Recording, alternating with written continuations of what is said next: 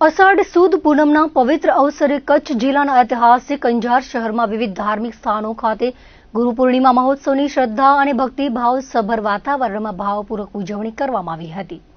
આ પાવન પર્વ નિમિત્તે અંજાર શહેરના જાણીતા ધાર્મિક ધામો જેવા કે સચ્ચિદાનંદ મંદિર, સ્વામિનારાયણ મંદિર તથા રામસખી મંદિર ખાતે વિશેષ ધાર્મિક કાર્યક્રમો અને ગુરુપૂજન આયોજનો કરવામાં આવ્યા હતા। અંજારના પ્રખ્યાત સચ્ચિદાનંદ મંદિરના મહંત ત્રિકમદાસજી મહારાજે ગુરુ પૂર્ણિમાના મહિમા વિશે જણાવતા કહ્યું હતું કે ગુરુ અને શિષ્યના પવિત્ર સંબંધને ઉજવતા આ પર્વ નિમિત્તે દર વર્ષે હરિભક્તો અને રસિકજનોમાં એક અલગ જ ઉત્સાહ અને ભક્તિનો ઉમંગ જોવા મળે છે। અંજાર સચ્ચિદાનંદ મંદિર ઉપરાંત ગોવર્ધન ટેકરી ખાતે પણ ગુરુ પૂર્ણિમાની ધામધૂમથી ઉજવણી કરવાની દીર્ઘકાલીન પરંપરા રહી છે। આ પાવન પ્રસંગે અંજાર મંદિરના પૂજ્ય સ્વામીજીએ ઉપસ્થિત ભક્તોને ગુરુ પૂર્ણિમાના આધ્યાત્મિક મહત્વ વિશે સચોટ સમજ આપી આશીર્વચન પાઠવ્યા હતા। તદુપરાંત રામસખી મંદિરે મહંત પૂજ્ય કરતીદાસજી મહારાજ તેમજ રત્નાલ સચ્ચિદાનંદજી મંદિર ખાતે મહંત પૂજ્ય ભગવાનદાસજીના સાનિધ્યમાં પાવન ગુરુ પૂર્ણિમા મહોત્સવ ભક્તિસભર માહોલમાં ઉજવાયો હતો।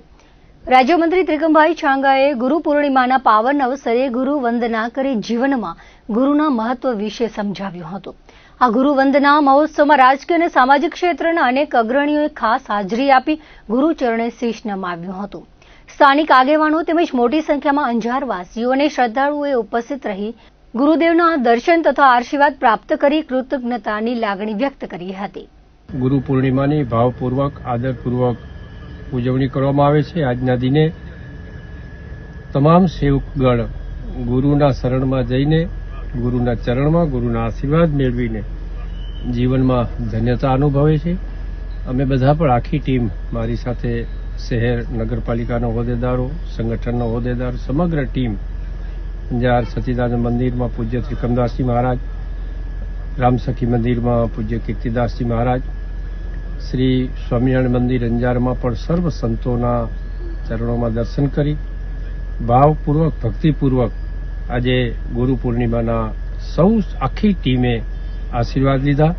ભગવાન પરમાત્મા પરમ કૃપાળુ સૌના ઉપર આશીર્વાદ વરસાવે।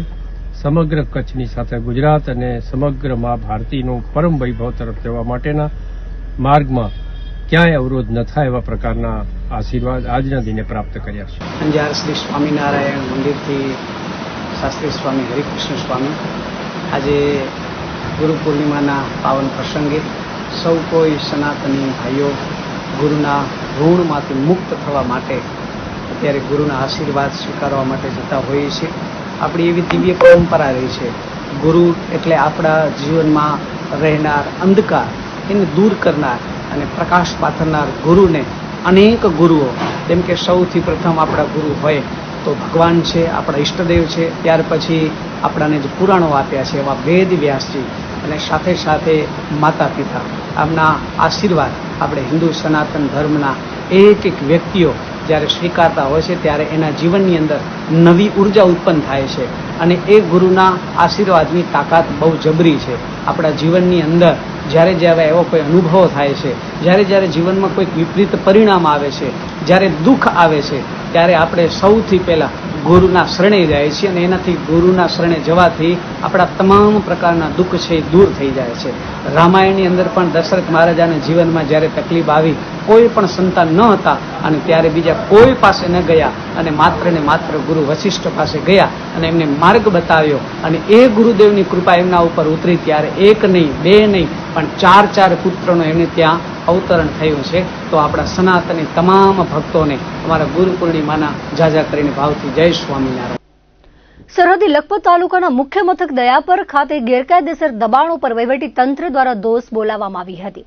તાલુકા વિકાસ અધિકારીએ કહ્યું હતું કે સરકારના પરિપત્ર મુજબ તાલુકામાં સરકારી જમીનો પર બિનકાયદેસર દબાણો દૂર કરવાની અમલવારી સાથે દયાપર ખાતે પીઆઈ જેમ પટેલ અને પોલીસ બંદોબસ્ત સાથે મુખ્ય મથક દયાપરના 73 જેટલા કાચા પાકા દબાણો દૂર કરાયા હતા અને 1600 ચોરસ મીટર જેટલી સરકારી જમીન ખુલ્લી કરાવાઈ હતી। દબાણ હટાવવા પૂર્વે દયાપર ગ્રામ પંચાયત દ્વારા તમામ દબાણકર્તાઓને નોટિસ પાઠવી સ્વૈચ્છિક દબાણ દૂર કરવા જણાવાયું હતું। ભુજ શહેરના ખત્રી ચોક ખાતે આવેલા ખત્રી જમાતખાના પરિસરમાં મુસ્લિમ કચ્છી ખત્રી લેડીઝ ગ્રુપ ભુજ દ્વારા 2 દિવસીય આકર્ષક શોપિંગ મેળાનું આયોજન કરાયું છે।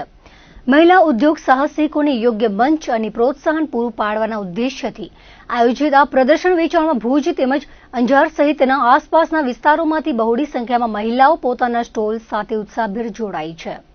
બુધવારે પ્રથમ દિવસે જ મોટી સંખ્યામાં લોકોએ પ્રદર્શન અને વેચાણનો લાભ લીધો હતો. આ પ્રદર્શનમાં મુલાકાતીઓ માટે વિવિધ પ્રકારના વસ્ત્રો, hand block item, traditional bandhani, batik print, dress material, girls wear, home decor માટે બેડશીટ, પર્સ, કટલેરી અને મેકઅપ પ્રોડક્ટ્સનો વિશાળ સંગ્રહ ઉપલબ્ધ કરાવવામાં આવ્યો છે. આ ઉપરાંત ખાસ આકર્ષણ તરીકે વોટરપ્રૂફ અને anti tarnish jewellery, Turkish jewellery, necklace, ring, ઘડિયાળ અને બ્રેસલેટ જેવી ટ્રેન્ડી વસ્તુઓ પણ પ્રદર્શનમાં મૂકવામાં આવી છે. ખરીદીના સાથે સાથે મુલાકાતીઓ માટે વિવિધ સ્વાદિષ્ટ વાનગીઓના ફૂડ સ્ટોલ્સ પણ તૈયાર કરવામાં આવ્યા છે, જ્યાં લોકોને અનેક પ્રકારે ખાદ્ય વેરાયટીઓનો સ્વાદ માણવા મળી રહ્યો છે. આયોજકો દ્વારા ભુજ અને આસપાસના વિસ્તારના નાગરિકોને તથા મહિલાઓને આ શોપિંગ મેળાની મુલાકાત લઈ મહિલા સાહસિકોનો ઉત્સાહ વધારવા માટે અપીલ કરવામાં આવી છે.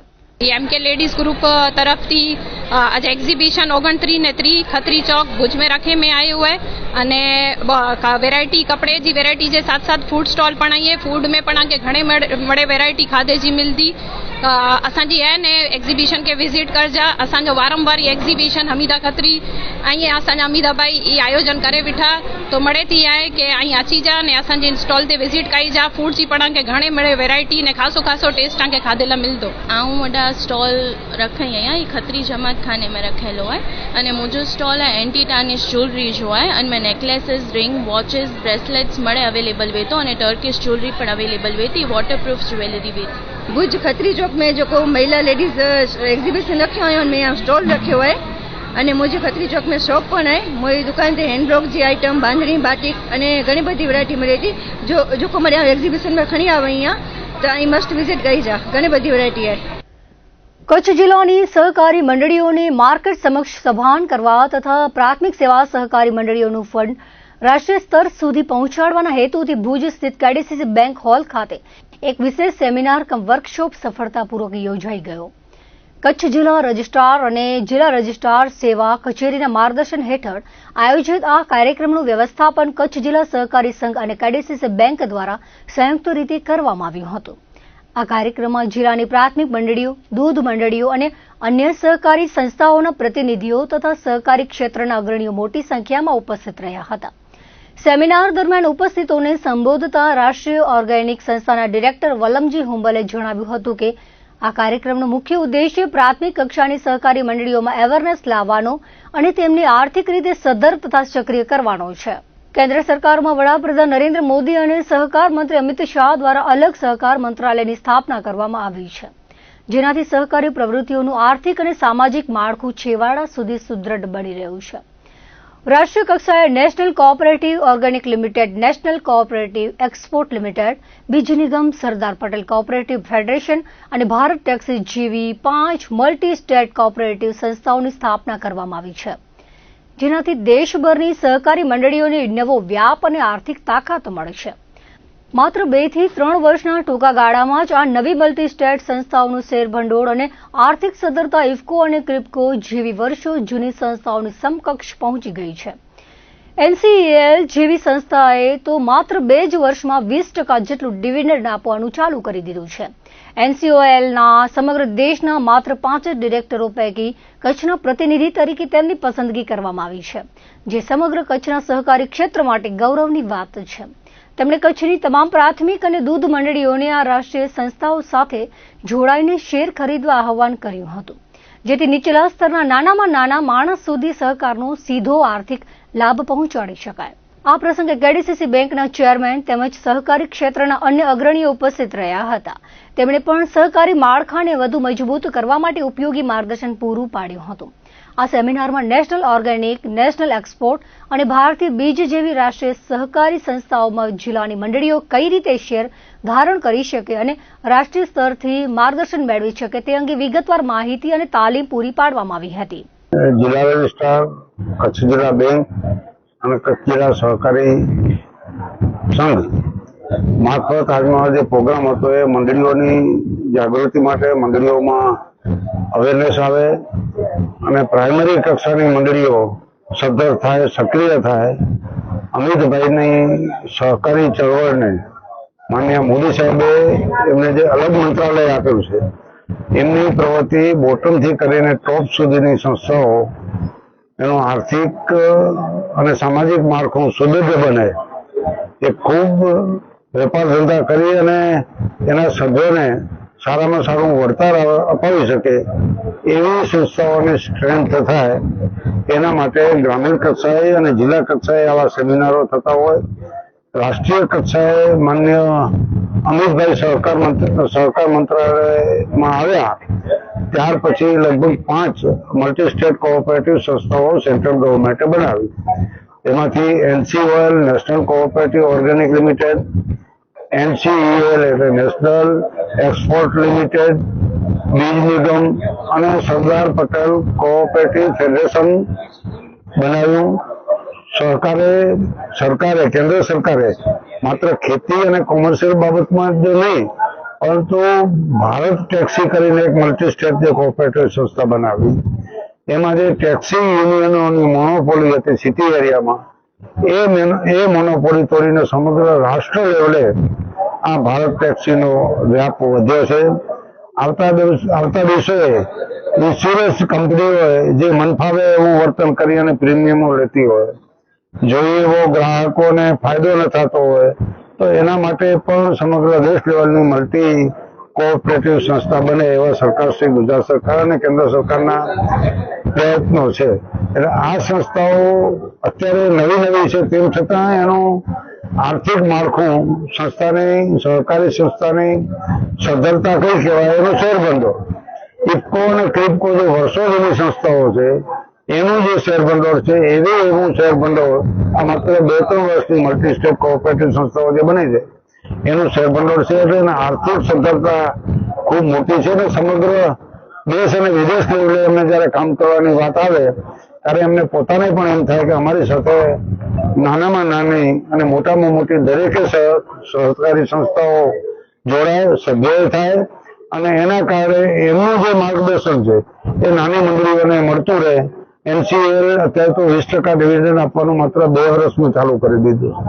જે રીતે ઇફકો અને ક્રિપકો ડિવિડન્ડ આપે છે, એ રીતે NCL પણ ડિવિડન્ડ આપશે. અને મને તો પ્રાઉડ એટલા માટે, ગર્વ એટલા માટે છે કે મોદી સાહેબ અને અમિત શાહ સાહેબે આવી મોટી સંસ્થા NCOL જે છે, મલ્ટી સ્ટેટ કોઓપરેટિવ સંસ્થા જે છે, એમાં દેશમાં માત્ર 5 જ ડાયરેક્ટરો છે. એમાં કચ્છના પ્રતિનિધિ તરીકે મને સ્થાન આપ્યું છે. એનું પણ કચ્છના તમામ સહકારી ક્ષેત્રના મિત્રો વતીથી હું સરકારશ્રીનો આભાર માનું છું. અને આ તબક્કે દરેક પ્રાઇમરી મંડળી, દૂધ મંડળી, અન્ય મંડળીઓને આપણે આગ્રહ પણ કર્યો કે તમે બધા શેર લઈ અને સંસ્થા સાથે જોડાવ, જેના કારણે ડિવિડન્ડ પણ મળતું થશે અને આપણી સક્રિયતા રાજ્ય અને કેન્દ્ર સરકાર તબક્કે દેખાશે અને આપણી મંડળીઓ બધી કાર્યરત થશે, તો નાનામાં નાના માણસોને સહકારનો ફાયદો મળે, લાભ મળે એવી મોદી સાહેબ અને અમિત શાહ સાહેબની જે ઈચ્છા છે, એ ઈચ્છા પ્રમાણે આપણે કામગીરી કરતા થઈએ એવી તમામ મંડળીઓને આગ્રહપૂર્વકની